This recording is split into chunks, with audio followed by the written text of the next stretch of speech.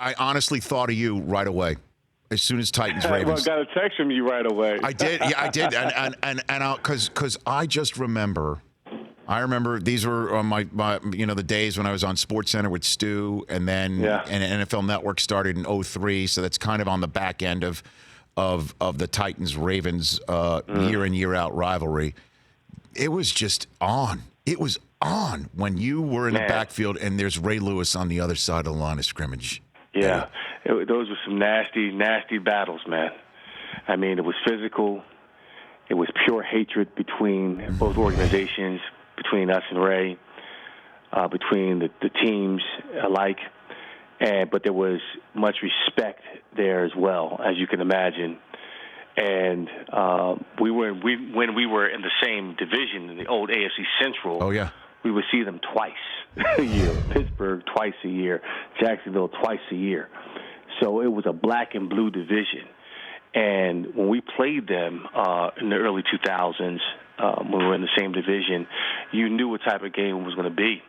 It was whatever venue you walked into, you was going to lock the gate, lock the doors for 60 minutes plus, and there's going to be iron fist thrown, and the last man standing was going to win the game.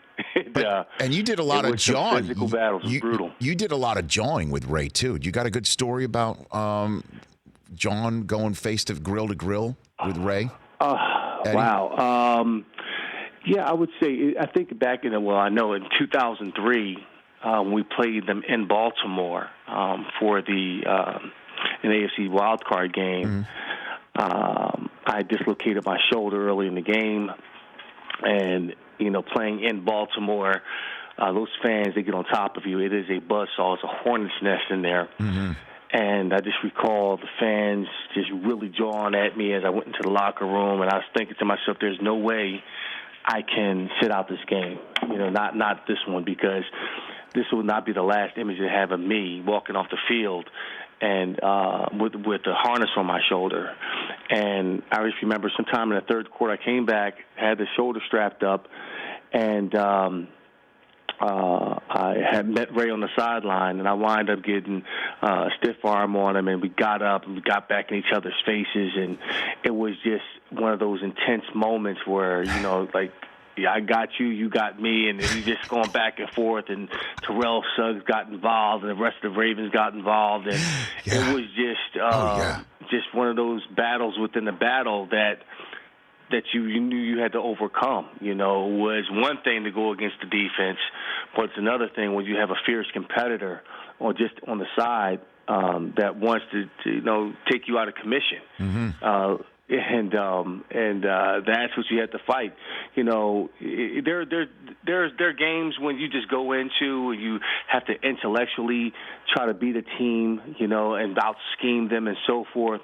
But then there are other teams and other people like a Ray Lewis that you have to prepare for completely different from a physical standpoint, an emotional standpoint, and certainly a spiritual standpoint in order to beat them. And it takes every bit of that to get an edge on them, or to slightly get a competitive edge against them to get a victory. Well, you got them that day in Baltimore, and also in the previous playoff, though, they got you despite you scoring to put your team up early. But that was the Ravens championship year. What was it like going against that defense that even today many consider one of the greats of all time? Well, Rich, nowadays, you have these exotic defenses, different looks, these athletes flying around all across the field and, trying to protect every blade of grass against the spread and all that.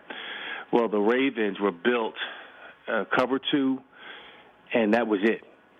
Two massive mountains in the middle, and Sarah Goose and Sam Adams, and a young Ray Lewis who was hungry in the middle.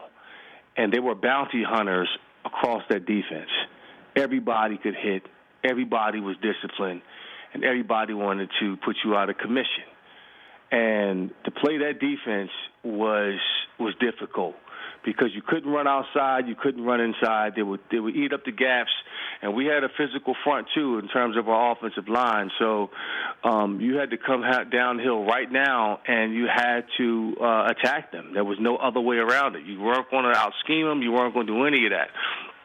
So it was mano a mano. You knew what they were going to run. They knew what we were going to run, and you had to go in there and get it the best way possible. It was just literally like running inside a telephone booth.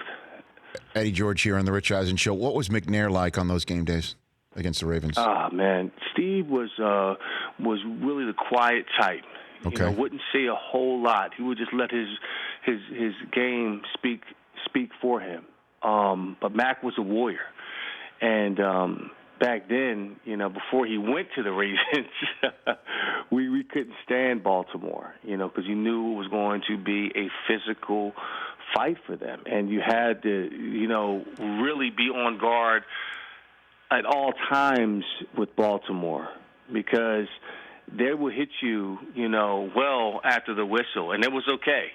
We were talking about an era where, bounties were okay. If somebody got put out of commission or your career ended that day, it was all right. That was the goal. You know what I'm saying? So Steve Mack, he played hurt. He was our leader.